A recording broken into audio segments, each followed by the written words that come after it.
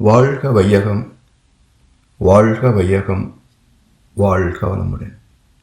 குரு வாழ்க, குருவே துணை. சிந்தனையை, உடல் நலத்தை சீர் அமைத்து ஓய்வித்த குருவே வாழ்க. வாழ்க வளமுடன், வாழ்க வளமுடன், வாழ்க வையகம். மலேசியா குலுவாங் அறிவித்திருக்கோவில் தலைவர் பேராசிரியர் பழனிசாமி அவர்களுக்கும், மலேசிய வாழ்க்கை விஞ்ஞான மனவளக்கலை மன்ற தலைவர் அருட்செல்வர் திருநாவுக்கரசு அவர்களுக்கும், மன்ற நிறுவனர் நிகழ்ச்சி ஒருங்கிணைப்பாளர் எனது நண்பர் பேராசிரியர் பிரசன்னா சண்முகநாதன் ஐயா அவர்களுக்கும் இறைவணக்கமும் குரு வணக்கமும் இன்றைய நிகழ்ச்சியை தோய்த்திருக்கின்ற பேராசிரியர் பிரபாரணி கன்சயம்மா அவர்களுக்கும், இனியதொரு துரியதம் ஏற்றி தந்த துணை பேராசிரியர் ரம்யா கணேசன் அம்மா அவர்களுக்கும், மற்றும் இந்த இணையவழி நிகழ்ச்சியில் தொடர்ந்து கலந்து சிறப்பித்து வருகின்ற அன்பு உள்ளங்கள் அனைவருக்கும் அருட்தந்தை வேதாத்ரி மகர்ஷி அவர்கள் சார்பாக வாழ்க வளமுடன் என்ற வாழ்த்துக்களையும் எனது அன்பு கலந்த பணிவான வணக்கத்தையும் சமர்ப்பித்து, உலக அமைதிக்கு வேதாத்திரிய திட்டங்கள் 14 என்ற தொடர் சிந்தனையில் முதலாவது அம்சமாகிய போரில்லா நல்லுலகம் பற்றி சில கருத்துக்களை நாம் இப்போது பகிர்ந்து கொள்ள இருக்கின்றோம். அருட்தந்தை வேதாத்ரி மகர்ஷி அவர்கள் மனித குலத்திற்கு அருளியுள்ள அற்புதமான பயிற்சிகளோடு இணைந்த வாழ்க்கை நெறிமுறை வேதாத்திரியம். இந்த உலகத்தை சீர்படுத்துவது எப்படி என்று யார் சிந்தித்தாலும் அங்கே பதிலாக வந்து நிற்பது வேதாத்திரியம் மட்டுமே. தனி மனிதனில் தொடங்கி உலக அளவில் நிறைவு பெறுகின்ற இதிகாசம்தான் வேதாத்திரியம். தனி மனித மாற்றம் இல்லாது உலக மாற்றம் நிகழ்ந்திடாது என்பதே சரித்திரம் கண்ட, வரலாறு கண்ட உண்மை. எனவே தனி மனித மாற்றத்திற்கு மகர்ஷி அவர்கள் வகுத்து தந்தது 5 ஒழுக்க பண்பாடு. சமுதாய மாற்றத்திற்கு தந்ததுதான் வேதாத்திரியம் என்ற இந்த கவி. தனி மனித ஒழுக்கம் இல்லாமல் வேதாத்திரிய உலக அமைதி திட்டங்கள் செயலாக்கம் பெறாது. காரணம் என்ன என்றால், இந்த 14 அம்சங்களில் சுட்டப்படுகின்ற குறைகள் அனைத்தும் சமுதாயத்தில் புறையோடு போயிருக்கும் விஷ விருட்சங்கள். அவற்றை களைந்தெடுப்பது அவ்வளவு எளிதான காரியம் அல்ல. அவரவர் செல்வங்கள் அவனுடைமை, இங்கு அடுத்தவர் செல்வங்களே பொதுவுடைமை என்ற சித்தாந்தத்தில் வாழ்கின்ற மக்கள். இவர்களை திருத்துவது அவ்வளவு எளிது அல்ல. 5 ஒழுக்க பண்பாட்டில் மகர்ஷி ஒரு கருத்து சொல்லியிருப்பார். பொது விதியாய் பிறர் பொருளை, வாழ்க்கை சுதந்திரத்தை போற்றி காத்தும் பிறர் துன்பம் போக்கும் அன்பும் வேண்டும் என்று 2 நெறிகள். இவை இரண்டும் தனி மனிதனிலே தொடங்கி தன்னை போல் பிறரையும் மதிக்கின்ற தன்மையாக மாற வேண்டும். அதற்கு மனதிலே கருணை, அன்பும் கருணையும் பெருக்கெடுக்க வேண்டும். தன்னை போல பிறரையும் மதிக்கின்ற தகைமை வருகின்ற போது பிறர் துன்பத்தை போக்குகின்ற அன்பும் கருணையும் வெளிப்படும். இந்த மாண்பு பரவி விரிந்து வர வர ஒரு நாள் உலக அமைதி சாத்தியமாகும். மகரிஷியின் செயல் திட்டத்தின்படி உலக மக்களுக்கு இவற்றை தெரியப்படுத்துவது போதிக்கும் போது புரியாத பாடம் பாதிக்கும் போதாவது புரிந்துவிடும் அல்லவா? அந்த நேரத்தில் தான் இந்த உலக அமைதிக்கான கருத்துக்களை மக்கள் மனதிலே ஏற்றுக்கொள்ளப்படும், அங்கீகரிக்கப்படும். வேதாத்திரியத்தின் முதல் கோட்பாடு போரில்லா நல்லுலகம். சரி, மனித குலத்தில் போர் எப்போது தொடங்கியது? ஏன் தொடர்கிறது? இது எப்போது எப்படி இல்லாமல் போகும்? இந்த கேள்விகளுக்கான விடைதான் இந்த சிந்தனை. போருக்கு அடிப்படை கோபம், கோபத்திற்கு மூலம் ஆசை, ஆசைக்கு மூலம் தேவை, தேவைக்கு மூலம் இயற்கை விதி, அதற்கு மூலம் இறைநிலை. எனவே கடவுள் செய்த பாவம் இங்கு காணும் துன்பம் யாவும் என்ன மனமோ என்ன குணமோ இந்த மனிதன் கொண்ட கோலம் என்பார் கண்ணதாசன். கடவுள் செய்த பாவம் என்ன? பிறக்கும் போது நம்மை ஞானத்தோடு படைக்கவில்லை இல்லையா? என்ன ஞானம் வேண்டும்? கருப்பை உயிருக்கும் கல்லினுள் தேரைக்கும் உள்ளுணவே தந்து காக்கும் தயாளன். எல்லா வளங்களும் இறைவனையும் நமக்கு தந்து கொண்டிருக்கின்றான். பறிக்கின்ற வேலை எதுக்கு? என்ற உண்மையை இயற்கை ரகசியத்தை புரிந்து கொண்டால் உலக சமாதானம் நிச்சயமாக வந்துவிடும். பல்வகை பொருள் உற்பத்தி திறம் பெற்று பல்லாண்டுகள் ஆகியும் இன்னும் விலங்கின போராட்டம் தொடர்வதற்கு காரணம் மக்கள் தெய்வத்தையும் தெய்வ நீதியையும் புரிந்து கொள்ளவில்லை. உடலை உணவாக எடுத்த பழக்க பதிவை மையப்படுத்தி விலங்குகளிலே இன்னொரு ஜீவனின் உடலை உணவாக எடுத்த பழக்க பதிவு, இதை மையப்படுத்தி மற்ற பணத்தை, உரிமையை, சுதந்திரத்தை, உறவை, வாய்ப்பை பறிப்பதே இன்று வரைக்கும் தொடர்கின்ற பல கோணங்களில் யுத்தங்களுக்கு காரணம். ஒன்று, தன் நாட்டுக்கு தேவையான வளம் எங்கிருக்கிறதோ அங்கு சென்று அதை பறிப்பது. அடுத்தது, தன் ஆதிக்கத்துக்கு உட்பட்ட எல்லையை விரிவாக்க அடுத்த நாட்டை கைப்பற்றி ஆதிக்கத்தை அங்கும் செலுத்துவது. ரெண்டு தான் போர்களுக்கு காரணம். சரி, அடுத்த வளத்தை தனதாக்கிக் கொள்கின்ற பொருள் பற்றும் மக்கள் பற்றும் தான் போர்களுக்கு காரணம் என்றால் இது தேவைதானா என்று சிந்திக்க வேண்டும் என்கிறார் மகர்ஷி அவர்கள். நாம் தோன்றி கிட்டத்தட்ட 20 லட்சம் ஆண்டுகளாகியதாக ஒரு கருத்து பேசப்படுகிறது. ஆனால் இன்று வரைக்கும் போர் ஓயவில்லை. உக்ரைன் ரஷ்யா போர் தொடங்கி கிட்டத்தட்ட 3ஆம் ஆண்டு கொண்டாடப் போகிறது. எனவே இதெல்லாம் மாறி ஒரு நல்ல அமைதி நிலை உருவாகவும் நிலைக்கவும் விரிவு பெற வேண்டும் என்றால் ஒரே தீர்வு ஓருலக கூட்டாட்சி. மகிழ்ச்சி சொல்றாங்க, எத்தனையோ பேரறிஞர் இவ்வுலகில் மாந்தர் குலம் இனிது வாழ சுத்த சன்மார்க்க நெறி தொகுத்து விலக்கி பரவ வழிகள் செய்தார். உத்தமர்கள் உழைப்பின் பயனால் ஒழுக்கம், அறம், உள்ளுணர்வு பல பேர் பெற்றார்.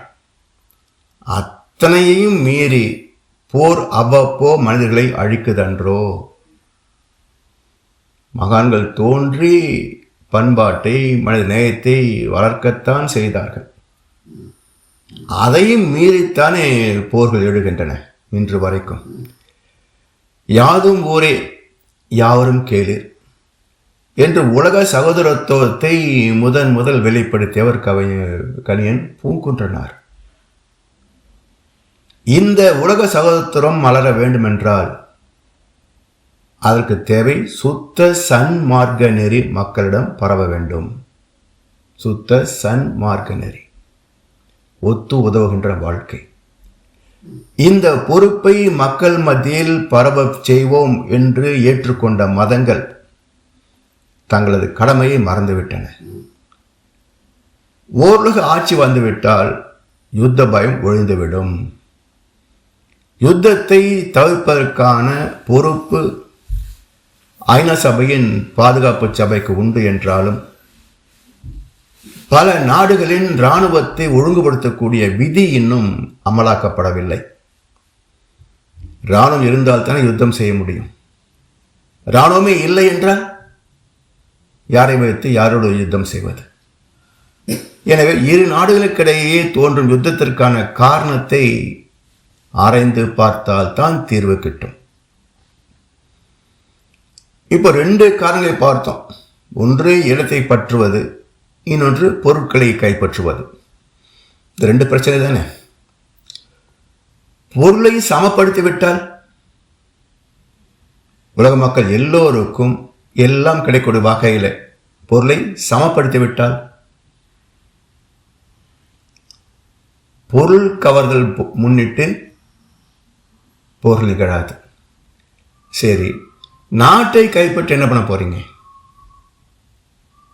மக்கள் ஆதிக்கம் செலுத்துவாங்க.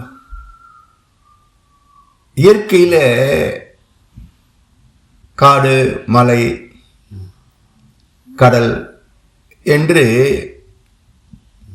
அமைந்திருக்கின்ற அதை கடந்து ஆட்சி செலுத்துவது சாத்தியமில்லை. அதனால் நிலப்பகுதி பிரிப்பற்றுவது இயற்கையினுடைய அமைப்பு. இதை ஏற்றுக்கொண்டு விட்டோம் என்று சொன்னால் அது மட்டுமல்ல, சில இடங்களிலே நிலப்பகுதியில் கூட பிரிவு உண்டு. அமெரிக்காவுக்கும் மெக்சிகோவும் இடையில் ஒரு எல்லை பாதுகாப்பு சுவர் ஏற்படுத்தப்படுகிறது. இதுபோல நிலப்பரப்பில் எல்லை இருந்தாலும் கூட அந்த எல்லைகளை பராமரிக்கின்ற கடமையை ஐநா சபைக்கு தந்துவிட்டால் எல்லை தகராறு இருக்காது. எனவே இந்த இரண்டையும், பொருளை எல்லோருக்கும் சமமாக நிர்வகிப்பது, per capita resources, per capita income கேள்விப்பட்டிருப்பீங்க, பர் கேபிட்டா ரிசோர்சஸ், மனித தேவைகளை எல்லோருக்கும் சமமாக பகிர்ந்தளிப்பது தான் பர் கேபிட்டா ரிசோர்சஸ். அந்த முறையையும் எல்லை பராமரிப்பையும் ஒரே நிர்வாகம் ஐநா சபை ஏற்றுக்கொண்டு விட்டால் உலகம் இது வந்துவிடும். எவ்வளவுதான். எனவே உலகத்திற்கு ஒரு அரசாங்கம் போதும். இங்க பிரித்து பிரித்து பிரித்து தான் நம்மை கூறு போட்டு ஜாதி, மதம், இனம், மொழி என்று நம்மை பிரித்தாள்கின்ற சூழ்ச்சி இது. இதனால் நாம் ஒன்றுபட முடியாமல் தவிக்கிறோம். எனவே இதெல்லாம் தவிர்க்க வேண்டும் என்றால் ஒரே ஒரு ஆட்சி முறை போதும். அந்த ஆட்சி முறையில் என்ன இருக்கணும்? we have capitalism, we have communism, we have socialism, but we don't have humanism. இதுதான் யதார்த்தம். அப்ப 3 வகை ஆட்சி முறை இருந்தாலும் இவற்றிலே மனித நேயம் குறைந்து விட்டது. இப்போ இந்தியா சுதந்திர நாடு என்கிறோம். ஆனால் ஏன் சிக்கல் தேரலை? China communist நாடுன்றோம். அங்கேயும் இந்திய அளவுக்கு சிக்கல் வரல. அப்போ எது உயர்ந்தது? சோசியலிசமா, கம்யூனிசமா? அப்போ இங்க இருப்பது முட்டாள்தனமான சுதந்திரம். இந்தியாவில் இருப்பது முட்டாள்தனமான சுதந்திரம். இதை விட மனித நேயம் மிக்க சர்வாதிகாரம் உயர்ந்தது. மனித நேயம் மிக்க சர்வாதிகாரம் உயர்ந்தது. மனித நேயம் வந்துவிட்டால் மற்ற எல்லா வகையான ஆட்சி முறைகளும் அர்த்தமற்று போகும். மனித நேயமே சமுதாய வாழ்க்கை. ஒருவருக்கு ஒருவர் ஒத்துவதை வாழும் பண்பாடு, இது விரிவடைந்து எல்லா வகையிலும் போட்டி, பொறாமை இல்லாத மன அமைதி வந்துவிட வேண்டும். மகிழ்ச்சி சொல்றாங்க, ஓருலக ஆட்சியினால் யுத்த பயம் ஒளிந்து விடும். போர் ஒழிந்தால் வீரர்களும் பொருட்களும் நற்சேவை காம். பார் முழுதும் ஏழ்மை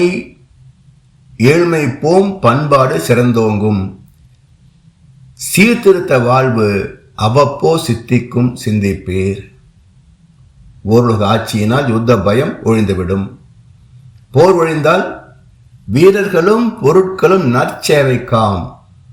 பார் முழுவதும் ஏழ்மை போம், பண்பாடு சிறந்தோங்கும். சீர்திருத்த வாழ்வு அப்போ சித்திக்கும் சிந்திப்பீர் என்றார். அனைத்து நாடுகளின் பாதுகாப்பை ஐநா சபை பொறுப்பேற்றுவிட்டால் தனி நாட்டுக்கு சொந்தமாக இராணுவம் இருக்காது. அப்ப யுத்த பயம் இருக்காது. அது மட்டுமல்ல, வீரர்களின் உழைப்பு, கடுமையாக உழைக்கக்கூடிய உடல் வலிமை மிக்கவர்கள் இராணுவ வீரர்கள். அது மட்டுமல்ல, இராணுவத்தை பராமரிப்பதற்கான பட்ஜெட் ஒவ்வொரு ஆண்டும் இந்தியாவில் 5000 கோடி 10,000 கோடி என்று இராணுவத்திற்கு ஒதுக்கப்படுகிறது. இவை எல்லாம் மக்கள் நலத்திற்கு என்று திருப்பப்பட்டு விட்டால் எப்படி இருக்கும்?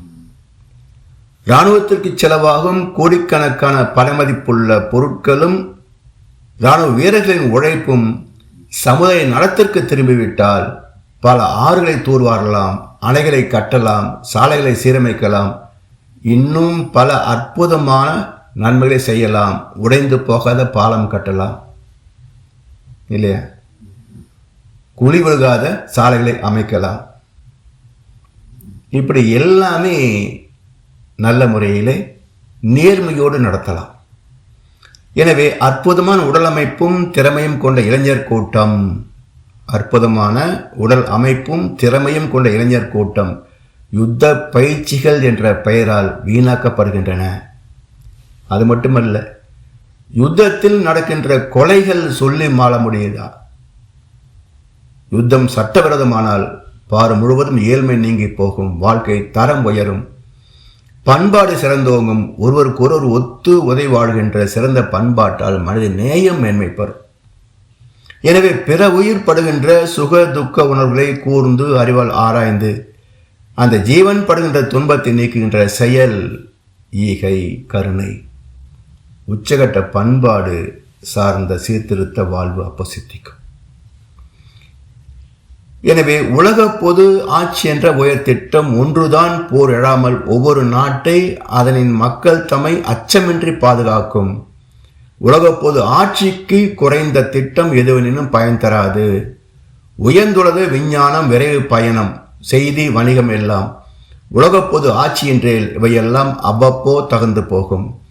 உண்மையிலே அனைத்துலக மக்களும் போர் அச்சமின்றி பாதுகாப்பாய் உலகில் வாழ்ந்து உய்யவெனில் ஒவ்வொருவரும் இவ்வுயர்ந்த எண்ணத்தை உலகுக்கு அலையலையாய் பரவிவிட வேண்டியது கடமையாகும் என்கிறார் ஒரு கவியில மகர்ஷி அவர்கள். உலக பொது ஆட்சி என்ற உயர்ந்த திட்டம்தான் போர் இல்லாமல் காக்கும். உலக பொது ஆட்சிக்கு மாறான திட்டம் எதுவென்றாலும் அது முழுமையாக பயன் தராது.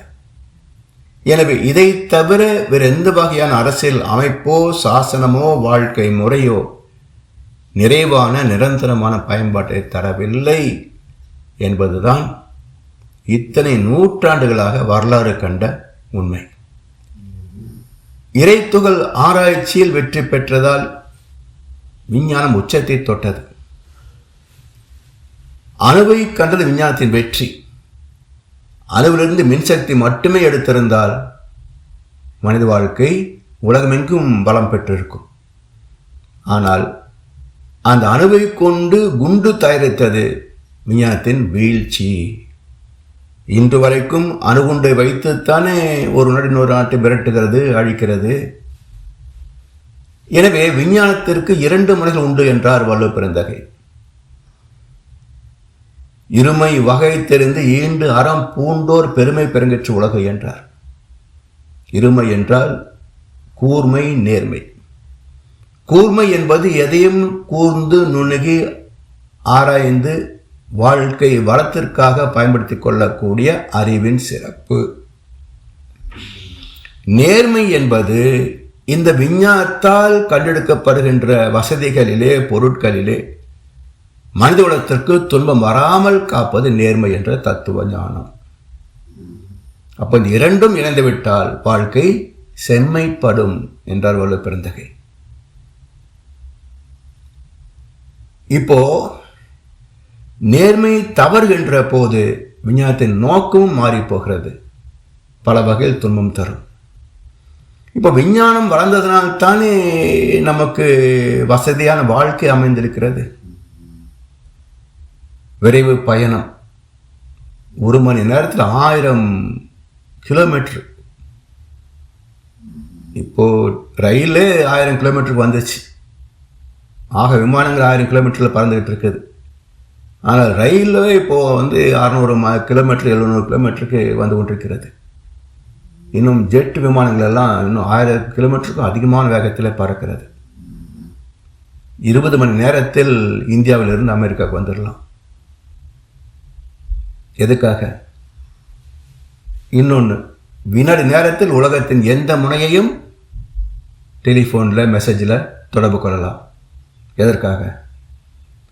அப்போ இந்த விரைவு பயணம், விரைவு செய்தி தகவல், இவையெல்லாம் எதற்காக இறைவன் நமக்கு கொடுத்தான்? யாரோ விஞ்ஞானி கண்டுபிடிச்சார், சரி, ஏன் கண்டுபிடித்தான்? எதற்காக என்றால் இந்த பூமியில எல்லா வளங்களும் எல்லா இடங்களிலும் கிடைக்காது. அரேபிய நாடுகளிலே பெட்ரோல் அதிகமாக கிடைக்கும், உணவுப் பொருள் விளையாது. இந்திய நாட்டில் உணவுப் பொருள் நல்லா விளையும், பெட்ரோல் கிடைக்காது. அப்போ இங்கே இருப்பதை அங்கே அனுப்பணும், அங்கே இருப்பதை இங்கே கொண்டு வரணும். அப்போ ஒரு செய்தி, ஒரு மெசேஜ் அனுப்பினா உடனே அங்கே சேர்ந்துடும். அடுத்த கப்பல்லையோ விமானத்தில் அனுப்பினா கூடிய விரைவில் நமக்கு வந்து சேர்ந்துடும். அப்போ இயற்கை வளங்கள் அங்கங்கே பிரிந்துபட்டு இருக்கும். அவற்றை எல்லோரும் சமமாக பங்கிட்டு தூய்ப்பதற்காகத்தான் இறைவனே ஒரு மனிதனின் அறிவு மூலமாக நமக்கு வேகமான பயணத்திற்கான சாதனங்களையும் விரைவில் தொடர்பு கொள்ளக்கூடிய தொழில்நுட்பத்தையும் நமக்கு தந்திருக்கின்றான். இதெல்லாம் புரிந்து பயன் கொண்டு விட்டோம் என்று சொன்னால் எவ்வளவு சிறப்பாக அந்த பூமி இருக்குன்னு பாருங்க. எனவே ஒரு பொருள் மிகுந்துள்ள இடத்திலிருந்து தேவையான இடத்திற்கு அனுப்பி வைக்க செய்தியும் போக்குவரத்தும் விஞ்ஞான வளர்ச்சியால் விரைவு பெற்றது. ஆனால் ஓருலக ஆட்சி இல்லாத காரணத்தினால் இவையெல்லாம் பிரிவுபட்டு கிடக்கின்றன. பல சமயங்களில் துன்பத்தையும் தருகின்றன. ஏன்னா செல்போன் இருக்கிறதுனால தானே வருகின்ற லாரியை அங்கேயே நிறுத்துப்பா, இதை கொஞ்சம் வேலை அதிகமாக வச்சு வித்துடுறேன், அப்புறமா நீ உள்ளவா என்று தினசரி காய்கறி மார்க்கெட்டில் வியாபாரம் பண்ணுறாங்க. அது இல்லைன்னா லாரி பாடு வந்துட்டு இருந்திருக்கும். அப்போ தற்காலிகமான ஒரு தட்டுப்பாட்டை ஏற்படுத்தி விலையை கூட்டி லாபம் சம்பாதிப்பது என்பது வியாபாரிகள் செய்கின்ற சாணக்கியத்தனம். எப்படி பொருள் துறைகளை நிறைவு பெற முடியும்? பதுக்கி வைத்தால் பற்றாக்குறையால் விலை உயரும், அதிக லாபம் பெற இயலும். உற்பத்திக்கும் தேவைக்கும் இடையில் வணிகம் இடம் பெற்றதால் சீராக பங்கிடுவது சிக்கல் வந்தது. செயற்கையாக உருவாக்கப்பட்ட பற்றாக்குறை மக்கள் மத்தியில் குழப்பத்தையும் விலை உயர்வையும் ஏற்படுத்துகின்றது. அனைத்துலக மக்களும் போர் அச்சமின்றி பாதுகாப்பாக வாழ்ந்து உய்ய வேண்டுமெனில் ஓருலக ஆட்சி என்ற உயர்ந்த எண்ணத்தை நம்மை போன்ற அன்பர்கள் பரவவிடுவது நம்முடைய கடமையாகும். நான் மட்டும் நலமாக இருந்தால் போதும் என்ற எண்ணம் சுயநலம். காரணம், நாளைக்கும் நமக்கு வேண்டுமே என்ற அச்ச உணர்வு தானே. எப்போதும் நமக்கு கிடைக்கும் என்றால் சேமிப்பதற்கு என்ன அவசியம்? பொருளாகட்டும் பணமாகட்டும். எனவே பொருட்களை சேமித்து வைப்பதற்கு அடிப்படை காரணம் பாதுகாப்பின்மை. பிறர் பொருளை பறிப்பதற்கும் இதுவே காரணம். அதையும் புடுங்கி நம்ம வச்சுக்கிட்டோம்னா இன்னும் கொஞ்ச நாளைக்கு வரும். இல்லை ஒன்றுமே இல்லை. போன ஆண்டு ஒரு சின்ன செய்தி, இந்தியாவிலிருந்து பாசுமதியை தவிர மற்ற அரிசி வகைகள் ஏற்றுமதி இல்லை. இந்த செய்தி வந்த உடனே நம்ம இந்தியர்கள் தான் ஆச்சேன், எங்கேருந்தா இந்தியன்தான். உடனே போய் இந்தியன் ஸ்டோரில் வசூலிட்டாங்க அரிசி வாங்குறதுக்கு. அந்த கடைக்காரனும் 2 மடங்கு விலை ஏற்றினான். ஒன்று கொஞ்சம் கொஞ்சம் விற்கிற அரிசியை ஒரே சமயத்தில் விற்க போகுது, அத்தனை லாபம் ஒரே சமயத்தில் கிடைக்க போகுது. அதுக்கு மேலே அவன் 2 பங்கை விலை ஏற்றிட்டான். இதையும் இவங்க க்யூவில் நின்று வாங்கிட்டு வந்தாங்க. நான் கேட்குறேன், சரி வாங்கிட்டு வச்சிட்டீங்க, இது எத்தனை நாளைக்கு தாங்கும்? உங்கள் ஆயுள் முழுவதும் வருமா? தீர்ந்து போயிட்டு என்ன பண்ண போகிறீங்க? அது என்றைக்கே சந்திக்க வேண்டியது தானே. நாளைக்கு போகிற உயிர் இன்னைக்கு போன என்ன? அப்போது கொஞ்சம் தட்டுப்பாடு வருதுன்னு சொன்னால் அடுத்த ஒரு பொருளையும் பிடிங்கி வைத்துக் கொள்கிறோம் இல்லையா? என்ன அச்ச உணர்வு, சுயநலம், இதெல்லாம் பிறர் பொருள் பறிப்பதற்கும் இதுவே காரணம். எப்போதும் எல்லாமும் கிடைக்கும் என்றால் பதுக்குகின்ற குற்றமும் இருக்காது, ஒதுக்குகின்ற வேலையும் இருக்காது. ரேஷன் கடைகள் ஒதுக்குகின்ற வேலை. சாமி சொல்லுவாங்க, உலகம் என்ற மண் மீது அனைவரும் பிறந்தோம் இல்லையா? உலகம் என்ற மண் மீது அனைவரும் பிறந்தோம். இவற்றில் யாருக்கு உரிமை அதிகம், யாருக்கு குறைவு, யாருக்கு இல்லை? ஒரு கூட்டம் இன்னொரு கூட்டத்தை அழிக்க முனைகிறது என்றால் அழிப்பதற்கான உரிமையை யார் தந்தது சொல்லுங்க? ஒருவன் இன்னொரு கொன்று வாழ்வதற்கு யார் உரிமை கொடுத்தாங்க? நான் எப்படி சுதந்திரமா வாழ பிறந்தோனோ அதே போல்தான் அனைத்து மக்கள் மட்டுமல்ல, அனைத்து உயிர்களும் பிறந்துள்ளன. இந்த இயற்கை விதியை ஏற்றுக்கொள்ள வேண்டும் இல்லையா? இந்த சுதந்திரத்தை அழிப்பதற்கான பட்டயத்தை இயற்கை யாருக்கும் தரவில்லை என்பதை உலக மக்கள் உணர வேண்டும். உலகம் என்ற மண் மீது அனைவரும் பிறந்தோம். உயிர் காக்கும் காற்று ஒன்றே மூச்சு விடுவதற்கு, உலகெங்கும் ஒளி வீசும் சூரியனும் ஒன்றே, உள்ள கடல் ஒன்றே நீர் ஆவியாகி பொழிய, உலகில் உள்ளோர் எவரும் இதிலொன்றும் செய்ததில்லை. ஒவ்வொருவரும் பிறந்து வாழ்ந்து செத்து போவார். உலகின் ஒரு பகுதியினர் மற்றொரு கொன்று உயிர் வாழ்தல் நீதியினில் குறைஞ்சர்களே மிச்சம். கடல், காற்று, நீர், நிலம் நம்ம செய்ய முடியாதா? யாரும் செய்யல. சரி, நாம் இங்க நிரந்தரமா? நான் நிரந்தரமானவன், அழிவதில்லை, எந்த நிலையிலும் எனக்கு மரணம் இல்லை என்று ஆத்மா சொல்லலாம். உடல் சொல்ல முடியுமா? எல்லாரும் சாகத்தான் போறோம். அதுக்குள் இன்னொரு கொன்று விடுவது என்றால் இது என்ன மிருகத்தனம் இல்லாமல் வேற என்ன சொல்லுங்க? யுத்தம் வந்தால் ஒரு அணி மற்ற அணியை கொன்று குவிக்கும். கொலை உண்டவன் தோற்றான், கொன்றவன் வென்றான் இல்லையா? அப்ப ஜெயித்தவன் யாருங்க? கொலைகாரன். இந்த கொலைகாரனுக்கு பிள்ளை பிறந்தால் அவனுக்கு என்ன பெயர் சொல்லுங்க? இந்த கொலைகாரனுக்கு ஒரு குழந்தை பிறந்தா அவனுக்கு என்ன பெயர்? அதுதான் இயேசு பிரான் சொல்றார், கொலைகாரர்களுக்கு புத்திரர்களாக இருக்கிறீர்கள் என்பதை குறித்து உங்களுக்கு நீங்களே சாட்சியாக இருக்கிறீர்கள். பைபிள் வசனம். அதாவது கொலை செய்த பதிவு கர்மையின் வழியாக கொலை குற்றத்தை தூண்டுகிறது. எல்லாரும் சாகத்தான் போறோம். தானாக போகிற உயிரை நீ ஏன்பா அனுப்பி வைக்கிற? உலகே வென்ற சக்கரவர்த்திகள் எல்லாம் கடைசியில் என்ன ஆனாங்க?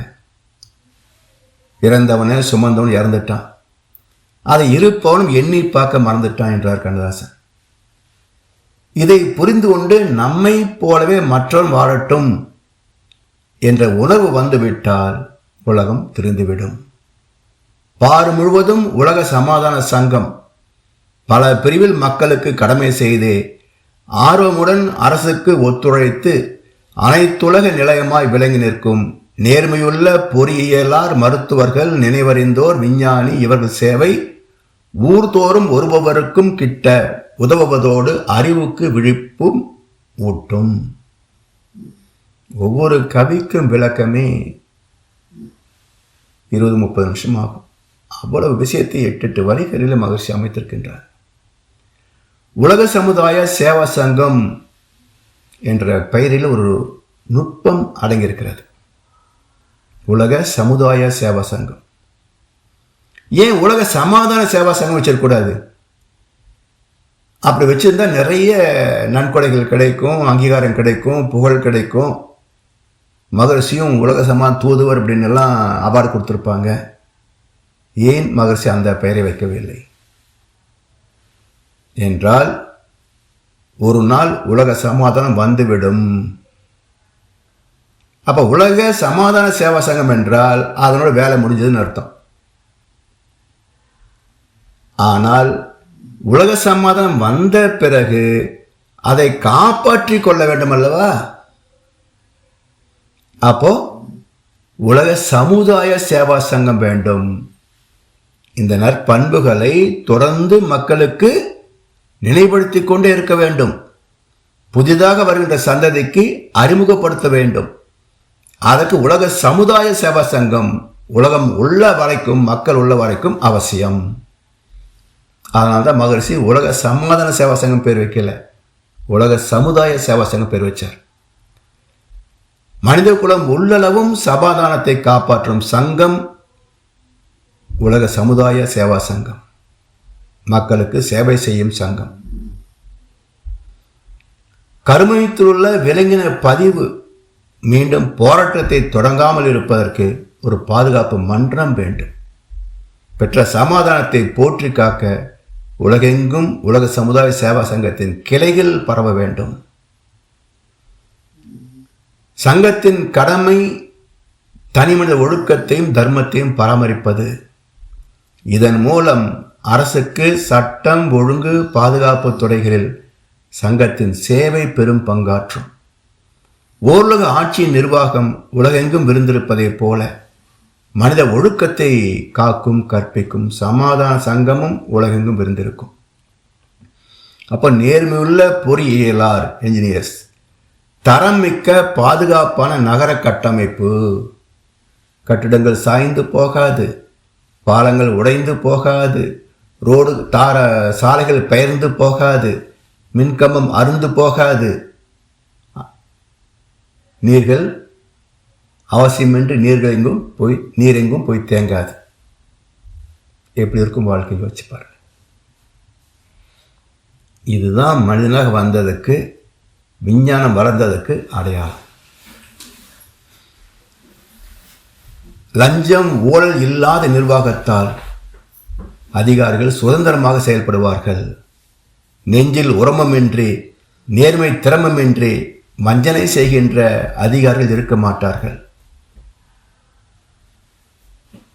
சுயநலத்தின் காரணமாக மக்களின் வரி பணத்தை விரயமாக்குகின்ற அரசு அதிகாரம் எல்லாம் இருக்காது. சமுதாய வசதி பாதுகாப்பு எல்லாமே சிறப்படையும். மருத்துவத்துறையில் நேர்மை இல்லை என்றால் மனித நேயம் மாண்டே போகும். இறந்த பிணத்தையும் ஐசியூவில் வச்சுக்கிட்டு பணத்தை கறந்துருவாங்க. நினைவறிந்தோர் என்றால் அறிவில் சிறந்த ஞானிகள், பக்தி மார்க்கத்தை வழிநடத்துகின்ற தலைவர்கள். மக்களிடம் இறை உணர்வையும் அறநெறியையும் தொடர்ந்து வலியுறுத்த வேண்டும். விஞ்ஞானிகள் மக்களின் வசதிக்கான புதிய புதிய கண்டுபிடிப்புகளை ஒரு கட்டத்தில் நிறுத்திவிட வேண்டும். அனுபவ பொருட்கள் அவசியம்தான் என்றாலும் ஒரே பொருளில் தொடர்ந்து புதிய புதிய நுட்பங்களை புகுத்தி கொண்டே இருந்தால் நியூ மாடல் என்று புதுமைகளை புகுத்தி கொண்டே இருந்தால் ஆசைகளின் கைப்பாவையான மக்கள் ஆசைகளை நிறைவு செய்யவே முடியாது. சம்பளத்தை கொண்டு நிறைவு பெற முடியாத போது லஞ்சம் வாங்கத்தானே தோணும். எனவே ஒரு பொருள் ஒரு அளவுக்கு மேல் பயன்பாட்டுக்கு தேவையில்லை என்று நிறுத்திவிட்டால் மனிதனுக்கு புது மாடல் மீது மோகம் இருக்காது. நேர்மையுள்ள பொறியியலார், மருத்துவர்கள், நினைவறிந்தோர் மற்றும் விஞ்ஞானிகள் சேவை ஊர்தோறும் ஒவ்வொருவருக்கும் கிட்டுவதற்கு உதவுவதோடு அறிவுக்கு விழிப்பும் ஊட்டும் என்று இந்த கவியில் மகிழ்ச்சி தருகிறார். அடுத்து, மனித இன வாழ்க்கை தத்துவத்தை எல்லா மக்களுக்கும் விலக்கிடவும், இராணுவத்தை இனி எங்கும் இல்லாமல் செய்வதற்கும், எல்லா நாடுகளும் ஒத்து உலக ஆட்சி புனித மனப்பான்மையுடன் தோன்றவும் நல் பொறுப்புடைய அறிஞர் பலர் சேர்ந்த சங்கம் கனிவுடனே அரசியலை ஏற்கும் கட்சிகளை பண்படுத்தும் கடமை செய்யும். கட்சிகள் எல்லாமே என்ன மக்களுக்கு சேவை செய்வாராங்க. புதுசாக ஒருத்தர் ஒரு நடிகர் வந்தார், நானும் மக்களுக்கு சேவை செய்கிறேன்னு. இவர் ஒழுங்காக அரசாங்கத்துக்கு வரி கட்டவே இல்லை. இதுவரைக்கும் யாருக்கும் எந்த நன்மை செய்ததாகவும் செய்தி இல்லை. திடீர்னு புறப்பட்டுட்டார், நானும் மக்களுக்கு தொண்டாற்றி. ஏற்கனவே ஒருத்தர் செருப்பு தைய கட்டுமரம் போலன்னு சொல்லி மக்களை ஏற்றிட்டாரு. இனி இப்போ புதுசாக ஒருத்தர் வந்திருக்கிறாரு. பொதுநலம் உள்ள மனிதனே மக்களை காப்பாற்ற முடியும். அதாவது நம்ம நாட்டில் ஒரு கேடு என்னன்னா, இந்தியாவில் இராணுவத்தில் உயர்ந்த பதவியில் உள்ள ஒருவரும் ஓய்வு பெற்று விட்டால் அவருக்கு மிஞ்சி போன இந்த ஃபேக்ட்ரி மால்களில் அந்த வாட்ச்மேன்களுக்கு ஹெட்டாக இருக்கலாம். ஆனால் ஒரு நடிகன் வயதாகி போயிட்டால் அவன் முதலமைச்சர் ஆகிடலாம், பிரதம மந்திரி ஆகிடலாம். அப்போ நாட்டை காப்பாற்றுவதற்கென்று தன் உயிரையே அர்ப்பணித்த ஒருவனுக்கு காவல்காரன் வேலை. மக்களுடைய பண்பாட்டை சீரழித்த நடிகனுக்கு மந்திரி பதவி. இப்படி ஒரு சமுதாயம் இருந்ததுன்னா அந்த நாட்டை கெடுப்பதற்கு, மக்களை கெடுப்பதற்கு வேறு என்ன வேணும் யோசிச்சு பாருங்கள். யாரையும் குறை சொல்லலை. தகுதியை சொல்கிறேன். எனவே பொதுநல சிந்தனை உள்ள ஒருவன் தான் மக்களை கரைத்தேற்ற முடியுமே தவிர சுயநலம் உள்ள ஒருவன் பொதுநலத்தை பேணுகிறேன் என்று வந்தால் சந்தேகத்திற்குரியவன், நம்பிக்கைக்குரியவன் அல்ல. என்னை வசதிகளை பெருக்கிக் கொண்டே போனால் உள்ளவனை பார்த்து இல்லாதவனுக்கு பொறாமையும் வெறுப்பும் பகையும் தோன்றி விளைவென்ன? ஏமாற்று, திருட்டு, கொள்ளை, கொலை போன்ற கொடும் செயல்களை செய்ய வைத்து பிறகு காவல்துறை, நீதிமன்றம், சிறைச்சாலை என சமுதாயம் சீர்கெடும். எல்லோருக்கும் ஒரே வகையான உடல் தானே. சிலருக்கு மட்டும் புது புது வசதி வேணும், மற்றவருக்கு வேண்டான்னு சொன்னா எப்படி ஏற்றுக்குவாங்க? எனவே எல்லாருக்கும் எல்லா வசதியும் செய்து தர முடியுமா? இது அடுத்த கேள்வி. சரி, எல்லாருக்கும் எல்லா வசதியும் தர முடியுமா? உழைத்து ஈட்டுகின்ற வசதி இல்லை என்றால் நிலைமை என்ன? அதுதான் கம்யூனிசம். உள்ளவனிடம் இருந்து பிடுங்கி இல்லாதவனுக்கு கொடுப்பது, இது கம்யூனிசம். உழைப்பில்லாமல் ஒன்றை பெற முடியும் என்றால் மனிதன் உழைப்பதற்கு முன் வருவானா? எனவே அவரவர் தம் அறிவின் உழைப்பால், உடல் உழைப்பால் வாழ்வதுதான் நியாயமானது. அதில் உழைப்புக்கான கூலியை சரியாக நிர்ணயிப்பதற்கு ஓலக ஆட்சி தான் தீர்வு. இன்னைக்கு தகுதிக்கு தகுந்த வேலை கிடைக்கிறதில்லை, உழைப்புக்கு தகுந்த கூலி கிடைக்கிறதில்லை. இதுதானே முதலாளியினுடைய வளர்ச்சி. யோசிச்சு பாருங்க. விவசாயி என்றைக்காவது கோடீஸ்வரனாக செய்து உண்டா? ஒரு விவசாயி ஆயுள் முழுவதும் பாடுபட்டார், இப்போ பெரும் சிறந்தராகிவிட்டார் என்று எங்கேயாவது செய்தி படித்ததுண்டா? அந்த விவசாய பொருளை வாங்கி விற்ற வியாபாரி 5 வருஷத்தில் பங்களா, கார் வாங்குறான். என்ன கொடுமை இதுன்னு யாராவது யோசிச்சு பார்த்துருக்கிறோமா? உழவு சந்தையில் போய் ₹1 பேரம் பேசுகின்ற அறிவாளிகள் மாலில் போய் 1 பைசா பேரம் பேச முடியுமா? யோசிச்சு பாருங்க. எனவே அலுவலகத்தில் 10 பேர் இருக்காங்கன்னா 10 பேருடைய திறமை ஒன்று போல் இருக்காது. 2 பேர் எஃபிஷியண்டாக இருப்பாங்க, இன்னும் 2 பேர் இன்எஃபிஷியண்டாக இருப்பாங்க. அப்போ நான் 6 பேர் ஆவரேஜ் எஃபிஷியன்சியாக இருப்பாங்க. அப்போ எனக்கு அதிக திறமை தந்தது இறைவன் தந்ததற்கு காரணம் திறமை இல்லாதவனின் வேலையும் சேர்த்து செய்வதற்காகத்தான். இல்லை சம்பளம் எதிர்பார்க்கக்கூடாதுங்க. நான் அதிகமாக சம்பாதிக்கிற உழைச்சி எனக்கு அதிகமாக கொடு, அவன் கொஞ்சமாக உழைச்சான் கொஞ்சமாக கொடு. அப்போ சூப்பர்வைசர் என்ன பண்ணணும்? அவரவர் திறமைக்கு ஏற்ப வேலை செய்கிறாங்களான்னு பார்க்கணுமே தவிர அவுட்புட் பார்க்கக்கூடாது. அவன் இன்எஃபிஷியன்ட்டாக ஆனால் 4 பேரை வேலை செய்கிறான், அவனால் அவ்வளோதான் முடியுது. இப்போ ஏற்றுக்கொள். இவன் திறமையாக இருக்கிறான், அவன் செய்கிற வேலையை 2 மணி முன்னாடியே செஞ்சு முடிச்சிடுறான், இன்னும் கொஞ்சம் எக்ஸ்ட்ரா செய்ப்பா, அவனுடைய வேலையை மிச்சம் செய்யிருக்கு. அப்போ உடம்பு ஒன்று, வயிறு ஒன்று, தேவைகள் ஒன்று, ஆனால் திறமைகள் மட்டும் பேதப்படுகிறது. அதை வச்சு ஏன் நீ சம்பளத்தை பேதப்படுத்துகிற?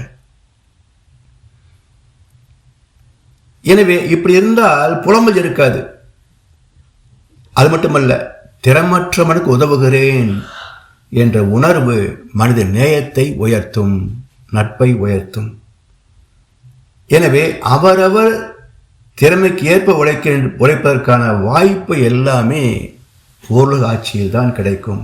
எழுத்தறிவு, தொழிலறிவு, தத்துவ அறிவு, ஒழுக்க பழக்கம் இந்த கல்வி எல்லாமே ஓரளவு ஆட்சியில் தான் கிடைக்கும். சுயநலம் உள்ள வரை புனித மனப்பான்மை தோன்றாதுங்க, பரந்த மனப்பான்மை தோன்றாது.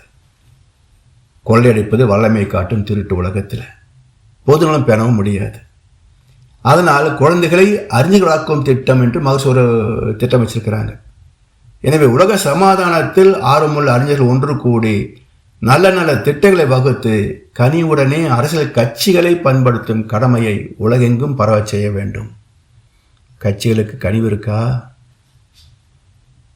3 மாதங்களில் 100 கற்பழிப்பு குற்றங்கள், இன்னும் ஒரு குற்றவாளி தண்டிக்கப்படவில்லை. அவ்வளவு சிறந்த ஆட்சி நடக்குது தமிழ்நாட்டில்.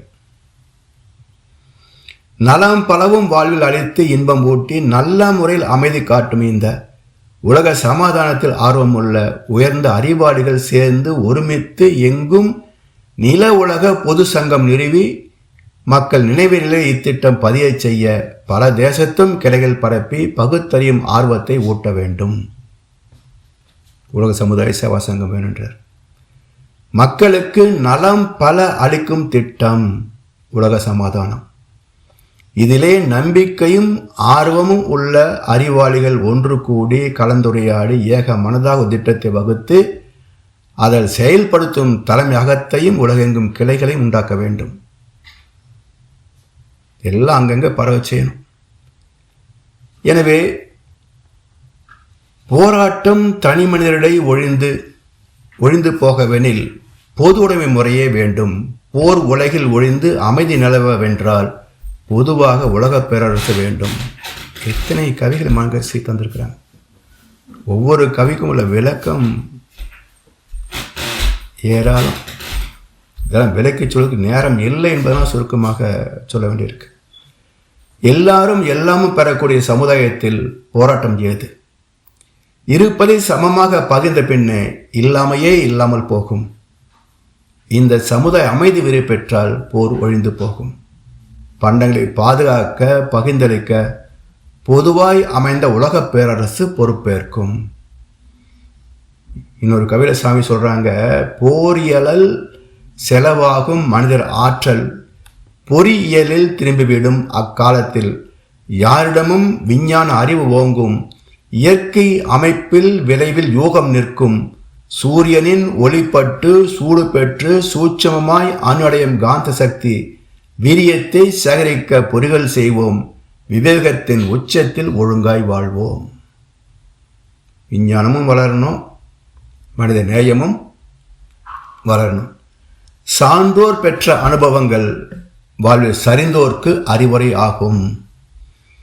இயற்கை வளத்தை பற்றிய அறிவு தொழிலறிவாக விரிவுபடும். இவையே மெய்ஞான விஞ்ஞான அறிவாக சமூகத்தில் பரவும். சூரிய மின்சக்தியின் உற்பத்தி பல தொழில் செய்ய மூலசக்தியாகும். இயற்கை விதியறிந்த நுட்பத்தில் ஒழுக்கம் இயல்பாகும். உணவு, நீர், மின்சக்தி போன்ற இயற்கை வளங்களை பயன் கொள்ளும் உரிமை எல்லோருக்கும் உண்டு. மிக முக்கியமான கருத்துங்க. நீர், உணவு, மின்சாரம் இவற்றை சிக்கனமாக பயன்படுத்திக் கொள்கின்ற உரிமை எல்லோருக்கும் உண்டு. அணு அளவு விரயம் செய்வதற்கு யாருக்கும் உரிமை கிடையாது. ஆனால் இன்றைக்கு நிலைமை என்ன? எனக்கு வசதி இருக்குன்னா எதை வேணால் வாங்கி வீண் பண்ணுவேன். ஹோட்டலில் பாருங்கள், உணவு ஆர்டர் பண்ணுறாங்க, டேஸ்ட் பிடிக்கலன்னு அப்படியே வச்சுட்டு வந்துடுறாங்க. அந்த உணவை உற்பத்தி செய்வதற்கு எத்தனை பேர் உழைத்திருப்பார்கள்? அப்போ மற்ற உழைப்பை அவமதித்த குற்றம் அல்லவா உணவை தூக்கி குப்பையில் போடுறது? அதே மின்சாரத்தை வீண் செய்வது. பல பேருக்கு சுவிட்ச் ஆஃபே தெரியாதுங்க. போடுறதோடு சரி, ஆஃப் பண்ணுற பழக்கமே இருக்காது. அதே போல் நீர், முகம் கழுவுறதுக்கு 4 பக்கெட் தண்ணி செலவு பண்ணுற ஆளுகளை நான் பார்த்துருக்கேன். கை கழுவுறதுக்கு 1 பக்கெட் தண்ணி செலவு பண்ணுவான். டேப் திறந்து விட்டு கழுவிட்டே இருப்பான். இவை எல்லாமே குறைந்து போகும். விரயம் செய்தால் மற்றவருக்கு பற்றாக்குறை ஆகும்.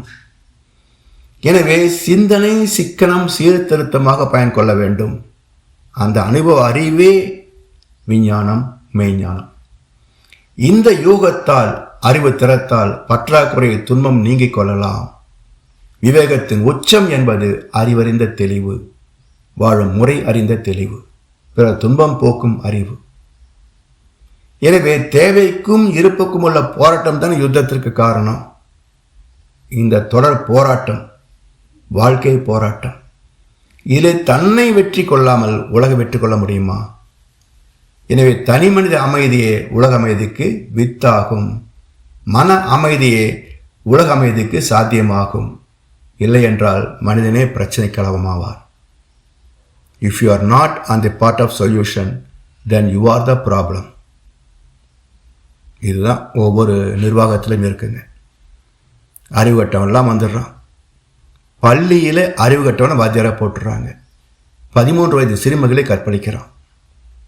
அவனுக்கு தண்டனை கிடைக்கல. இது ஒரு நாடு, இது ஒரு அரசியல் அமைப்பு. அவன் 13 வயது சிறுமிகிட்ட என்ன கவர்ச்சியை பார்க்க முடியும்? இவன் என்ன விலங்கா மனிதனா? இவன் எப்படி ஆசிரியர் பணிக்கு வந்தான்? கட்சிக்காரன் தூக்கி போடு, ஆசிரியர் பணியில் போடு, கவர்மெண்ட்டில் போடு, எல்லாத்திலும் போடு. ஸோ ஒரே தகுதி படிப்போ நேர்மை அல்ல. கட்சிக்காரன் இருந்தால் போதும், அவனுக்கு வேலை கிடைக்கும், லஞ்சம் கிடைக்கும், பாதுகாப்பும் கிடைக்கும், எந்த தப்பு பண்ணியிருந்தாலும் தண்டனை இல்லை. இப்படி ஒரு ஆட்சி, இப்படி ஒரு நிர்வாகம் இருந்தால் ஆண்டவன் கூட மக்களை காப்பாற்ற முடியாதுங்க. மனம் நொந்து சொல்கிறேன், இந்த தமிழ்நாட்டை ஆண்டவன் கூட காப்பாற்ற முடியாது. அப்படிப்பட்ட மக்கள் இருக்கிறாங்க இங்கே. நம் கடமை அறவாழ்வு நாட்டத்தை சிறக்கட்டும்.